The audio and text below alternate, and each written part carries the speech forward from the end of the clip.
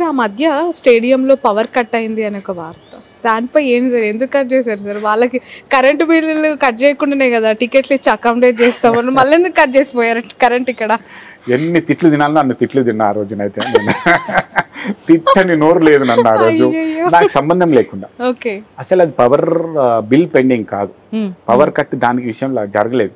Issue ఏంటంటే 2015లో ఇప్పుడు ఒక పవర్ చిన్న థెఫ్ట్ జరిగింది స్టేడియంలో, అది చిన్న మిస్కమ్యూనికేషన్ వెళ్ళింది.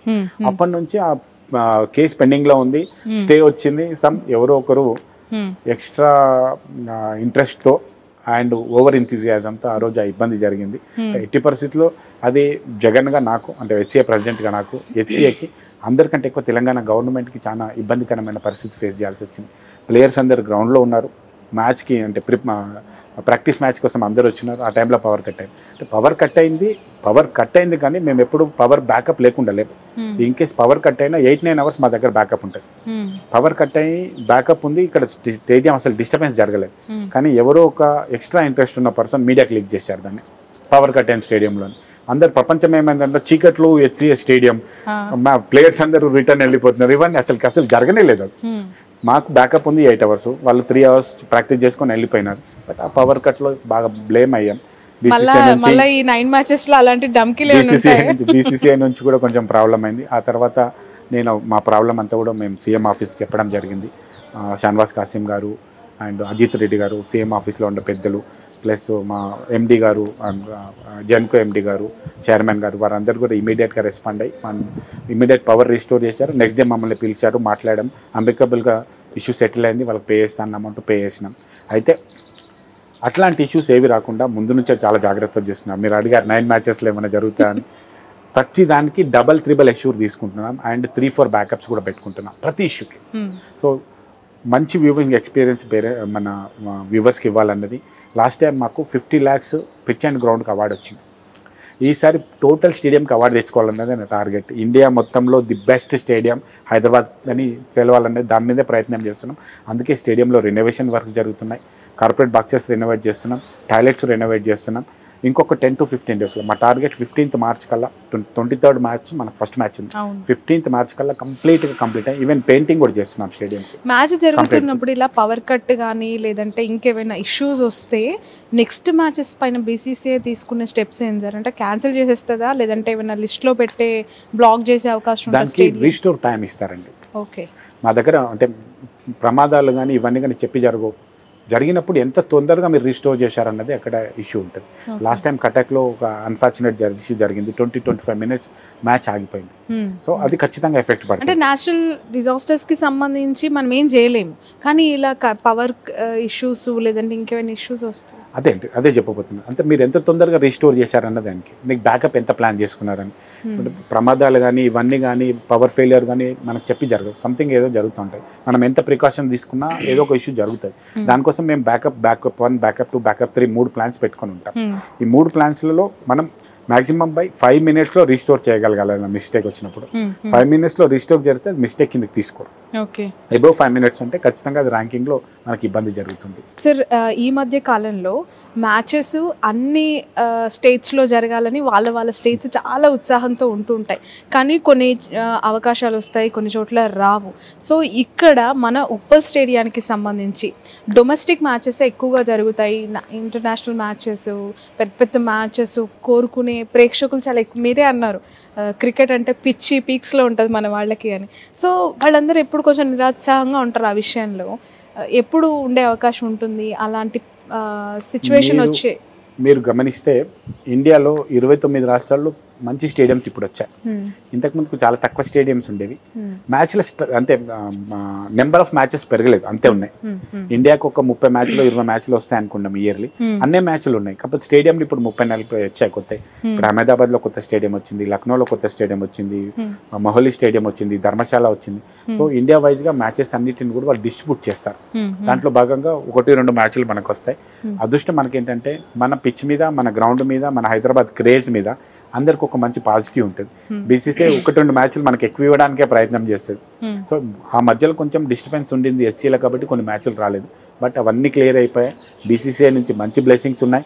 బీసీసీఐ ఇప్పుడు మాకు సంవత్సరానికి 100 కోట్ల ఫండ్ ఇస్తూ ఉంది కొత్తగా, ఇప్పుడు ఇంతకుముందు కంటే ఎక్కువ. సో మనకు అందరికంటే 1-2 మ్యాచ్లు ఎక్కువ వచ్చే ఛాన్సే ఎక్కువ ఉంటుంది. ఇక్కడ మన తెలుగు రాష్ట్రాల నుంచి క్రికెటర్స్ ఇంకా ఎక్కువ స్థాయిలో రావట్లేదు అనే ఆరోపణ, మీ అబ్జర్వేషన్ ఏంటి? ఇప్పుడు మనకు తిలక్ ఉన్నారు, ఇక్కడ నితీష్ ఉన్నారు అండ్ సిరాజ్ ఉన్నాడు. సో చాలామంది రంజీస్కి వెళ్ళి లేదంటే ఒక అచీవ్మెంట్ అచీవ్ అయిన తర్వాత వాళ్ళకి ప్రభుత్వాలు నజరాన ప్రకటిస్తూ ఉంటాయి. అదే ఇక్కడ గ్రౌండ్ లెవెల్లో ఉన్న స్థాయిలోనే వాళ్ళ ఆట తీరు మీకు తెలుస్తుంది. సెంచరీ చేయగలుగుతారా, లేదంటే ఎట్లా విన్ చేయగలుగుతారు, వాళ్ళ ఏమంటారు ఫిజికల్ ఫిట్నెస్ ఏంటి, ఎవ్రీథింగ్ మీకు తెలుస్తుంది కదా. అక్కడే వాళ్ళకి కొంచెం ప్రోత్సాహకాలు ఇచ్చి ఎంకరేజ్ చేస్తే వాళ్ళే ది బెస్ట్ ప్లేయర్స్ అవుతారు కదా అనేది ఇంకొక మాట. 100% ట్రూ అండి. హైదరాబాద్కి బిగ్ లెగసీ ఉండింది. 1930s Hyderabad cricket association start అయింది. ఇది ఫౌండర్ మెంబర్ బీసీసీఐలో ఫస్ట్ ఉన్న 5 స్టేట్స్లో మనది ఒకటి హైదరాబాద్ క్రికెట్ స్టేట్. అప్పటి నుంచి నిజాం టైం నుంచి కూడా మనకు రెగ్యులర్గా హైదరాబాద్ క్రికెట్ వస్తుంది. ఒక టైంలో ఇండియాలో 11 ప్లేయర్స్ ఆడితే అందులో 5 మెంబర్స్ హైదరాబాద్ నుంచి ఉండేవాళ్ళు. అంత మంచి లెగసీ ఉంది మనకి. అజారుద్దీన్ లాంటి, లక్ష్మణ్ లాంటి ఎంతో మంచి ప్లేయర్స్ మన దగ్గరికి వెళ్ళారు. పటోడీ లాంటి ప్లేయర్స్ వీళ్ళందరూ కూడా. అయితే ఇంతకుముందు కంటే ఇప్పుడు క్రికెట్ వరల్డ్ వైజ్గా ఎస్పెషల్లీ ఇండియాలో విపరీతమైన క్రేజ్ పెరిగింది. ప్రతి రాష్ట్రంలో కూడా అందరు ఫోకస్ చేస్తున్నారు. అందరు ఫోకస్ చేసుకుంటూ ప్లేయర్స్ చాలా మంది అయిపోయినారు ఇండియాలో. ప్రతి స్టేడియం ఇప్పుడు ఇంకా మన స్టేట్ నుంచి ఒకరో ప్లేయర్స్ మనకు రిప్రజెంటేషన్ ఉంది. చాలా స్టేట్స్ నుంచి రిప్రజెంటేషన్ కూడా లేదు. అన్ని స్టేట్లో క్రికెట్ ఆడుతున్నారు. అందరికీ బీసీసీఐ ఇస్తుంది. అయితే ఎస్, ఈ 2 ప్లేయర్స్ మన దగ్గర నుంచి సిరాజ్ అండ్ తిలక్ వర్మ ఆడుతున్నారు. అయినప్పటికీ కూడా మన దగ్గర ఇంకొక 5-6 మెంబర్స్ ప్లేయర్స్కి పొటెన్షియల్ ఉంది. కాకపోతే వీళ్ళందరూ కూడా ఇంతకుముందు కంటే ఇప్పుడు వచ్చింది ఏంటంటే, ఫస్ట్ ఆఫ్ ఆల్ రంజీ నుంచి ఇంతకుముందు ఇండియాకి పిక్ అయ్యేవాళ్ళు. ఇప్పుడు మధ్యలో ఐపీఎల్ ఒకటి ఉంది. ఫస్ట్ ఐపీఎల్ పిక్ అవ్వాలా, ఐపీఎల్ పర్ఫార్మెన్స్ బాగుంటే వాళ్ళు ఇండియాకి ఆడుతున్నారు. ఈ ఐపీఎల్ స్థాయి వరకు రావాలి అంటే ఏం చేయాలి? దట్స్ వాట్, అదే పని చేస్తున్నాం. ఇంతకుముందుకు నేను వచ్చే కంటే ముందు, సరే వేరే విషయాలు మాట్లాడను, మనం ఒక టోర్నమెంట్ కూడా గెలిచింది లేదు లాస్ట్ 4-5 ఇయర్స్లో. నేను వచ్చిన దాకా వాళ్ళందరినీ ప్లేయర్స్ని మోటివేట్ చేసుకుంటూ వాళ్ళకి మంచి కోచెస్ని ఇచ్చి, వెంకటేష్ ప్రసాద్ లాంటి ఒక మెంటర్ని వాళ్ళకి ఇచ్చి చేసుకుంటూ బుచ్చిబాబు టోర్నమెంట్ గెలిచాం మనం. ఇంతకుముందుకు రంజీలో మనం ప్లేట్లో ఉండేవాళ్ళం, ఇప్పుడు ఎలైట్లోకి వచ్చాం రంజీలో. అండ్ ఈసారి రంజీలో మన పర్ఫార్మెన్స్ బాగుంది. నేను అనుకున్నది ఏంటంటే ఈసారి ఐపీఎల్లో ఖచ్చితంగా ఒక 3 ప్లేయర్స్ అన్న, అట్లీస్ట్ నేను తనయ్ త్యాగరాజన్, మళ్ళీ మా తన్మయ్ అగర్వాల్, సివి మిలన్, ఇట్లాంటి వాళ్ళు, రవితేజ, ఇంకొక 4 ప్లేయర్లని ఖచ్చితంగా పికప్ అవుతారని అనుకున్నాం. కానీ అన్ఫార్చునేట్ వాళ్ళు ఐపీఎల్ దృష్టిలో పడలేదు, కోచెస్ దృష్టిలో కానీ ఆ ఫ్రాంచైజీలో ఉండే కోచ్ల దృష్టిలో పడలేదు. అది మన దగ్గర కూడా మిస్టేక్ ఏంటంటే, చాలా స్టేట్స్లో ఈ ఐపీఎల్కి పిక్ అయ్యే వాళ్ళందరూ కూడా వాళ్ళ స్టేట్ లీగ్స్ ఆడడం వల్ల, అంటే ఇప్పుడు Karnataka premier league, Tamil Nadu premier league అందులో పర్ఫార్మెన్స్, ఇప్పుడు రంజీలో కొన్నిట్లలో పర్ఫార్మెన్స్ కొన్ని మ్యాచ్లు ఉంటాయి. సో ఇట్లాంటి మ్యాచ్లు పెడితే చాలా ఎక్కువ మ్యాచెస్ ఆడి వాళ్ళ పర్ఫార్మెన్స్ చూపించుకోవడానికి పాసిబిలిటీ ఎక్కువ ఉంటుంది. అందుకనే ఈసారి మేము తెలంగాణ ప్రీమియర్ లీగ్ రీసెంట్గా అనౌన్స్ చేశాం. అవునండి, ఈసారి జూన్లో తెలంగాణ ప్రీమియర్ లీగ్ చేస్తున్నాం. తెలంగాణ ప్రీమియర్ లీగ్లో ఒక 6 టీమ్స్లో నియర్ అబౌట్ ఒక్కొక్క టీంలో 15-20 మంది ప్లేయర్స్ రెగ్యులర్గా ఆడుతుంటారు. సో అట్లా అంటే నాకు నియర్ అబౌట్ 100 ప్లేయర్స్ రెగ్యులర్గా వాళ్ళకి హెవీ కాంపిటేటివ్ మ్యాచెస్ జరుగుతూ ఉంటాయి. ప్లస్ దానివల్ల ఏమవుతుందంటే ప్లేయర్స్కి రెమ్యునరేషన్ వస్తుంది. అంతేకాకుండా టీమ్ ఓనర్స్ వాళ్ళ టీం బాగా ఆడాలని మంచి కోచెస్ని పెడతారు, మంచి ట్రైనింగ్ ఇస్తారు, మంచి ఫెసిలిటీస్ ఇస్తారు. సో అట్లా ప్లేయర్స్ పర్ఫార్మెన్స్ పెరగడానికి ఉంటుంది. ఆ ప్లేయర్స్ పర్ఫార్మెన్స్ టీపీఎల్ జరుగుతున్నప్పుడు బీసీసీఐ పర్సన్స్ కానీ లేదంటే ఐపీఎల్లో ఉండే ఫ్రాంచైజీ కోచెస్ కానీ వీళ్ళందరూ మనల్ని అబ్జర్వ్ చేస్తారు. అప్పుడు వీళ్ళ పర్ఫార్మెన్స్ బాగుంటే ఖచ్చితంగా వాళ్ళు ఐపీఎల్కి పిక్ అవుతారు.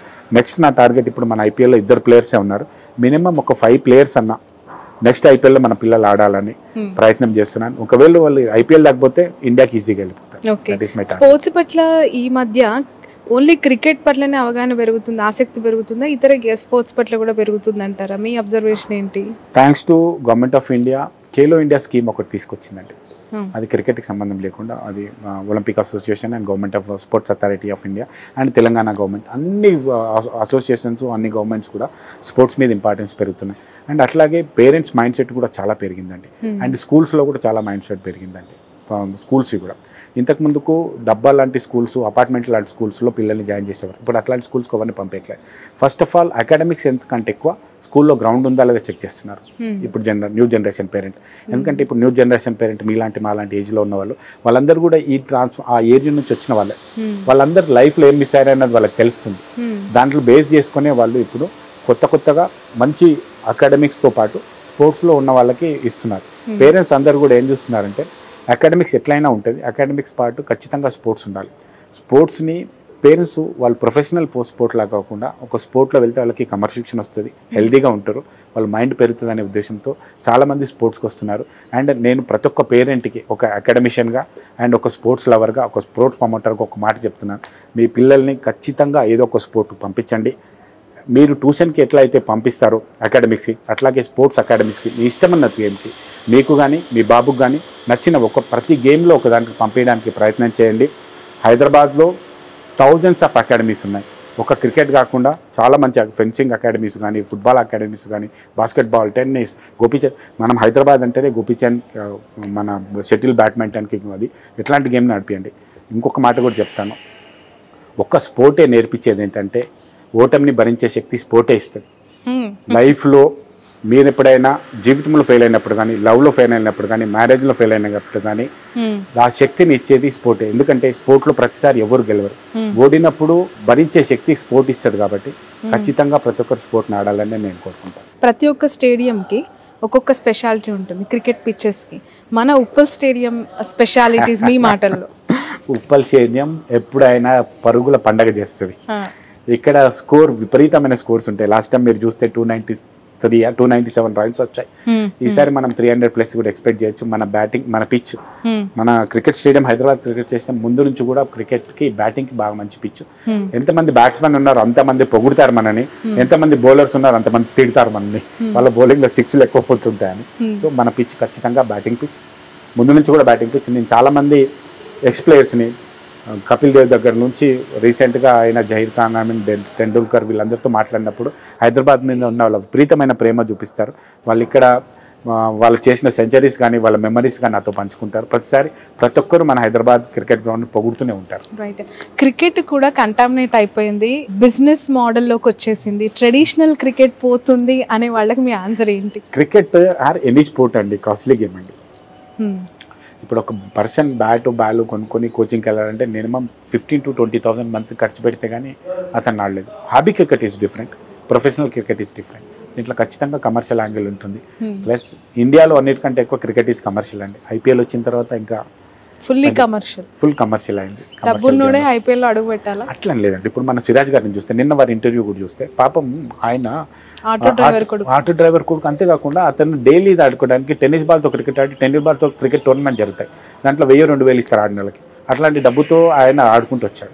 అట్లాంటి వాళ్ళు ఇప్పుడు ఇన్ కేస్ మీరు అన్నట్టుగా కాస్ట్లీ గేమ్ అనుకుంటే, అజరుద్దీన్ కొడుకు లాంటి వాళ్ళు ఎవరో ఒకరు వచ్చి ఆడాలి. వాళ్ళు ఎవరు ఆడలేదు. కపిల్ దేవ్ కొడుకు ఎప్పుడు ఆడలే, గవస్కర్ కొడుకు ఆడలే, టెండూల్కర్ కొడుకు ఆడలే, సిరాజ్ లాంటి వాళ్ళు, తిలక్ వర్మ లాంటి వాళ్ళు, ప్రతి స్టేట్లో ఈవెన్ ధోని లాంటి వాళ్ళు ఒక రూట్ నుంచి వచ్చిన వాళ్ళే వచ్చి ఆడినారు తప్ప ఖచ్చితంగా. సరే, క్రికెట్ మంచి కమర్షియల్గా అయింది గేమ్ ఉంది, ప్లస్ డబ్బులు ఉన్న వాళ్ళు ఇంట్లోకి వస్తున్నారు, కాదని నేను చెప్పను. కానీ సక్సెస్ అయిన వాళ్ళు మాత్రం రియల్ టాలెంట్ ఉన్న వాళ్ళే సక్సెస్ అయినారు. ఇండియా పాకిస్తాన్ మ్యాచెస్కి ఉండే క్రేజ్ మాటలో చెప్పలేం కదా. సో అలాంటి మ్యాచ్ ఉప్పల్లో ఎప్పుడు జరగబోతుంది? మీరు ఏమైనా అలాంటి, అంటే ఇండియా పాకిస్తానే చాలా క్యూరియస్. అన్ని క్రికెట్స్ చూసినా కూడా దానికి ఒక వైబ్ ఉంటుంది, మన ఇండియా లెవెల్లో ఉంటుంది కదా. మా దగ్గర పెట్టండి, మా స్టేట్లో పెట్టండి, ఏమైనా అప్పీల్ చేస్తారా? ఖచ్చితంగా బిగ్ మ్యాచెస్ మాకు ఇవ్వాలని మేము ఖచ్చితంగా కోరుతాం. కాకపోతే ఇండియా పాకిస్తాన్ రీసెంట్గా జరిగిన ఇన్సిడెంట్స్ వల్ల కానీ, మనకి ఇండియాకి అండ్ పాకిస్తాన్ మధ్యలో ఉండే డిస్టర్బెన్స్ వల్ల కానీ, ఇండియాలో కానీ పాకిస్తాన్లో కానీ ఇండియా పాకిస్తాన్ ఆడే పరిస్థితి లేదు. ఇప్పుడు మనకు ఛాంపియన్షిప్ కూడా పాకిస్తాన్లో జరుగుతున్నప్పుడు ఇండియా అక్కడికి వెళ్ళి ఆడలేదు, దుబాయ్లో జరిగాయి. అట్లాగే ఏమైనా మ్యాచ్ ఉంటే కూడా ఇండియాకు వెళ్ళి రాకపోవచ్చు, పాకిస్తానీస్ కూడా వేరే కంట్రీలో ఆడొచ్చు. ఇండియా పాకిస్తాన్ మ్యాచ్ జరగాలంటే రెండు కంట్రీస్ల మధ్యలో ఉన్న డిస్టర్బెన్స్ తగ్గిన తర్వాతనే మనం ఒక కంట్రీలో, వాళ్ళ కంట్రీలో మనం వెళ్ళి కానీ వాళ్ళు మన కంట్రీలో వచ్చి ఆడడం జరుగుతుంది. But other than that Australia matches కానీ, ఇంగ్లాండ్ మ్యాచెస్ కానీ మంచి మ్యాచెస్ మనకు హైదరాబాద్కి వస్తాయని కోరుకుంటున్నాం. అంత రైవల్రీ ఉన్నా కూడా క్రికెట్ ఆడడం అవసరమా సార్? పక్క దేశాల పోయి క్రికెట్ మ్యాచ్ ఆడడం ఏంటి అసలు? స్పోర్ట్ అనేది అండి, మీరు ఎక్కడైనా చూస్తే పీపుల్ కనెక్ట్ అండి. ఎంత మధ్యలో డిస్టర్బెన్స్ ఉన్నా, మీకు ఒక గొప్ప విషయం మొన్న నాకు బాగా ఆనందపడిన విషయం ఏంటంటే, పాకిస్తాన్ ఇండియా మ్యాచ్ ఆడుతుంటే కోహ్లీ ఫ్యాన్స్ పాకిస్తాన్లో చీరప్ చేసినారు. కోహ్లీ సెంచరీ కొడితే వాళ్ళు క్రాకర్స్ కాల్చినారు పాకిస్తాన్లో. దట్ ఈస్ స్పోర్ట్స్ అండి. ఇంకెవ్వరికి, ఈవెన్ మోదీకి సపోర్ట్లు కొట్టారండి. పాకిస్తాన్లో ఉండే లీడర్కి ఇండియా సపోర్ట్ కొట్టారు, బట్ కోహ్లీకి ఇక్కడ సపోర్ట్లు కొడతారు. ఈవెన్ అక్కడ ఉండే మంచి ప్లేయర్స్ కూడా ఇండియాలో ఫ్యాన్స్ ఉంటారు. దట్ ఈస్ క్రికెట్ అండి, that is sport. Sport connect చేస్తుంది. ప్రపంచాల మధ్యలో ఉండే యుద్ధాలను కూడా స్పోర్ట్ ఆపగలుగుతుంది. కానీ స్పోర్ట్స్ ఖచ్చితంగా జరగాలి. నా విష్ పాకిస్తాన్ మనం వెళ్ళి ఆడాలా, పాకిస్తాన్ ప్లేయర్స్ మన దగ్గర వచ్చి ఆడాలి. అట్లనే మన మధ్యలో ఉండే డిస్టర్బెన్స్ కూడా తగ్గుతుంది అనుకో. ధోని, కోహ్లీ అండ్ వాళ్ళ జనరేషన్ తర్వాత నెక్స్ట్ యంగర్ జనరేషన్ ఇంట్రెస్ట్లు ఎట్లా ఉన్నాయండి క్రికెట్కి సంబంధించి? ఎస్పెషల్లీ ఐపీఎల్ జరుగుతున్నప్పుడు ఇక్కడ హైదరాబాద్లో జరిగితే ఎస్ఆర్హెచ్ టీంలో అరే మన వాళ్ళు ఉంటే బాగుండు, మన తెలంగాణ వాళ్ళు ఎవరు, హైదరాబాద్ వాళ్ళు ఎవరు అని వెతుకుతూ ఉంటారు. బట్ కనిపించే వాళ్ళు ఎవరు ఉండరు. అట్లా ఒక క్లాజ్ ఏమైనా తీసుకొచ్చే అవకాశం కనిపిస్తుందా? హైదరాబాద్ని ఒక ఇద్దరినో ముగ్గురునో తీసుకోవాలి, ముంబై టీం ముంబైన్స్ని ఒక ఇద్దరినో ముగ్గురునో తీసుకోవాలి, ఇలాంటివి ఎందుకు పెట్టలేదు దాంట్లో? ఐపీఎల్ స్ట్రక్చర్ చేసినప్పుడు అట్లాంటి స్ట్రక్చర్ అయితే పెట్టలేదు ముందు నుంచి కూడా. ఎందుకంటే ఇప్పుడు ఉన్నాయి 10-12 టీమ్సే, అన్ని స్టేట్స్కి టీమ్స్ లేవు కాబట్టి లోకలైజ్ ఇవ్వనీకి పాసిబిలిటీ కాదు. సపోజ్ హైదరాబాద్లో ఆడుతుంది కాబట్టి హైదరాబాద్కి ఇవ్వచ్చు. ఇప్పుడు వైజాగ్కి టీం లేదు, ఆంధ్రాకి, వాళ్ళు ఎక్కడ తీసుకెళ్ళాలా? ఆ ఇష్యూ ఉంటుంది కాబట్టి లోకలైజ్ చేయలేదు. కాకపోతే మేము అడిగేది ఏంటంటే ముందు నుంచి కూడా ఎస్ఆర్హెచ్ మా పేరు మీద ఉంది, హైదరాబాద్ క్రికెట్ పేరు మీద ఉంది కాబట్టి ఒకరిద్దరన్నా మా ప్లేయర్స్ పెట్టుకోమని మొన్న సెలెక్షన్స్ అప్పుడు కూడా నేను మన డెక్కన్ వాళ్ళు, మన జేఎంఆర్ వాళ్ళు, ఢిల్లీ వాళ్ళు, జేఎంఆర్ వాళ్ళని రిక్వెస్ట్ చేయడం జరిగింది మా ఒకరిద్దరు ప్లేయర్ తీసుకోమని. ఈవెన్ ఎస్ఆర్హెచ్ వాళ్ళని కూడా, అరే హైదరాబాద్లో మీరు మ్యాచ్ ఆడుతున్నప్పుడు ఎస్సీ నుంచి ఒక ప్లేయర్ కూడా లేకపోతే మాకు ఇన్సల్ట్ ఉంటుంది అని చెప్పినప్పుడు కోచెస్ ఒకటండి, ఇది కమర్షియల్, ఇది ఖచ్చితంగా విన్నింగ్ టీమ్నే తీసుకోవాలనుకుంటాం, మంచి ప్లేయర్స్ని తీసుకోవాలనుకుంటాం.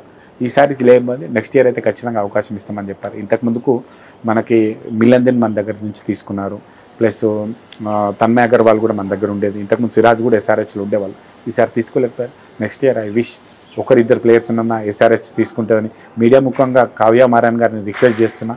హైదరాబాద్ ప్రజలందరూ కూడా ఎస్ఆర్హెచ్లో హైదరాబాద్ ప్లేయర్ ఎందుకు లేరని అడుగుతున్నారు, నేనేం చెప్పమంటారు? నా క్వశ్చన్ రూపంలో మీ రిక్వెస్టే వచ్చేసింది ఏకంగా. అవకాశం వాడుతున్నాను. ఇట్స్ ఓకే, నో ఇష్యూస్, ఎందుకంటే మన హైదరాబాద్కి సంబంధించి కాబట్టి. సో చాలా మంది ప్లేయర్స్ ఇట్లా తిరిగి నైట్ టైమ్స్లో మాస్క్లు వేసుకొని చార్మినార్ బిర్యానీ, ఇరానీ చాయ్, హలీం తినడానికి వెళ్తారంట, చూసారా? నిజమేనా? అసలు చాలా నిజమండి. అవునా? దొంగతనంగా అలా దాచుకుని, ఎందుకంటే వాళ్ళు బయటికి వెళ్తే పబ్లిక్ బతకనివ్వరు. అవును, సెల్ఫీలని ఇంకేదైనా ఇంకోదని, ప్లస్ సెక్యూరిటీ రీజన్స్ అవన్నీ ఉంటాయి. క్రికెటర్స్కి సినిమా స్టార్స్కి ఉన్నంత క్రేజ్ ఇండియాలో ఇంకెవరికి ఉండదు. ఓకే, సో వాళ్ళకి కూడా స్ట్రీట్ సైడ్ ఫుడ్ తినాలని, మనకు అండి రోడ్ మీద పోయి గప్చుప్ తినాలని ఉంటుంది కదా, కొన్నిసార్లు మనం కూడా దాచుకొని తింటుంటాం కదా, ఎవరు చూడకుండా. వాళ్ళు కూడా అదే. లాస్ట్ టైం మీకు ఒక గమ్మతైన విషయం చెప్తానండి. నమ్మన్ అవార్డ్స్ హైదరాబాద్లో జరిగింది. అది బిగ్గెస్ట్ అవార్డ్ ఫంక్షన్ అండి బీసీసీఐకి సంబంధించి. అది ఒక్కొక్కసారి ఒక్కొక్క స్టేట్లో చేస్తారు. అది లాస్ట్ టైం మన దగ్గర హైదరాబాద్లో చేశారు. దాంట్లో బీసీసీఐ అందరు హయ్యర్ ఆఫీషియల్స్, ప్రెసిడెంట్, సెక్రటరీల దగ్గర నుంచి అండ్ ఇండియాలో ఉన్న top players plus Indian team, England team, అన్ని టీమ్స్ ఇక్కడ ఉన్నాయి.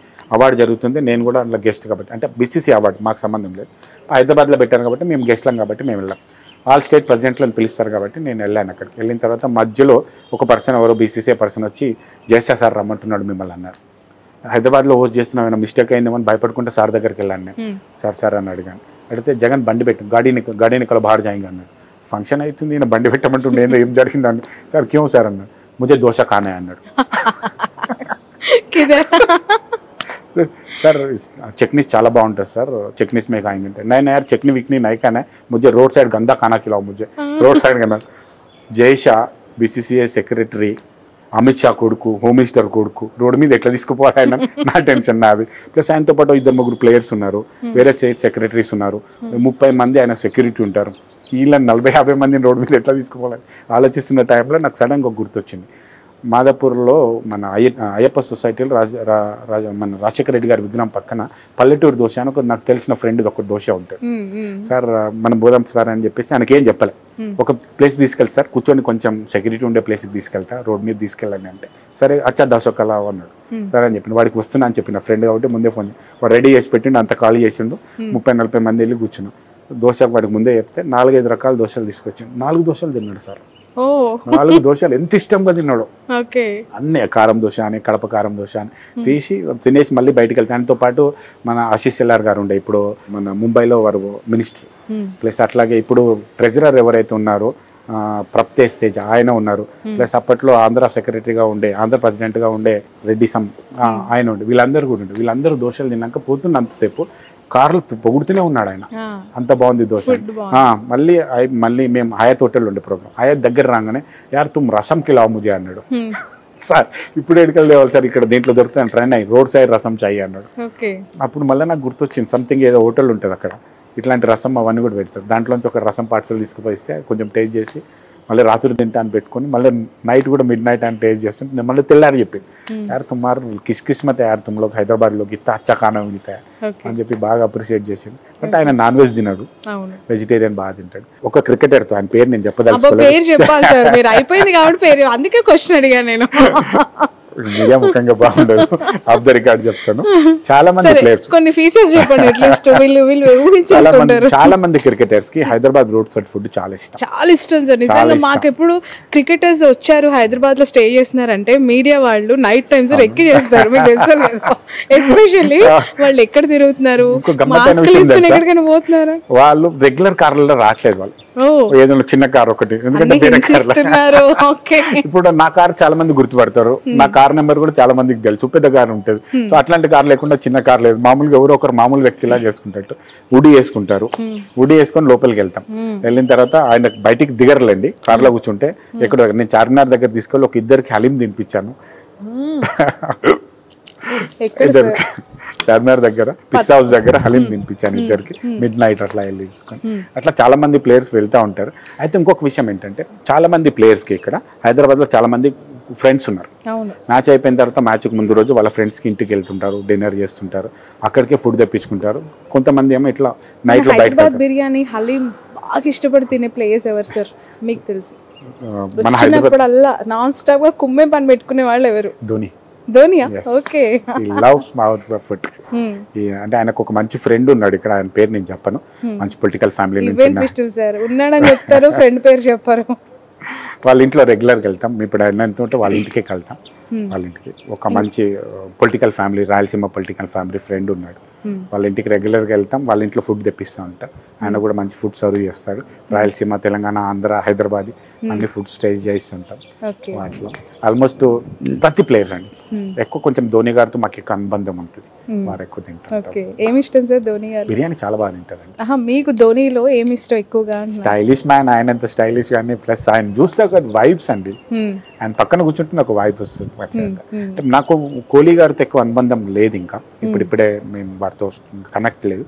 నాకు టెండూల్కర్ గారితో అండ్ ధోని గారితో వీళ్ళందరితో మంచి అనుభవం. ఈవెన్ గంగూలీ ఎంత బాగా, అంటే ఆయనతో నేను కలిసి ఫుడ్ తినలేదు, బట్ ఆయన నాకు చాలా సార్లు చెప్పాడు హైదరాబాద్ వచ్చినప్పుడు ఇట్లా తింటుండే అట్లా తింటుండే, నాకు ఫ్రెండ్ ఉండే, ఆయన అక్కడ తీసుకుపోయింది ఇక్కడ తీసుకుపోయింది.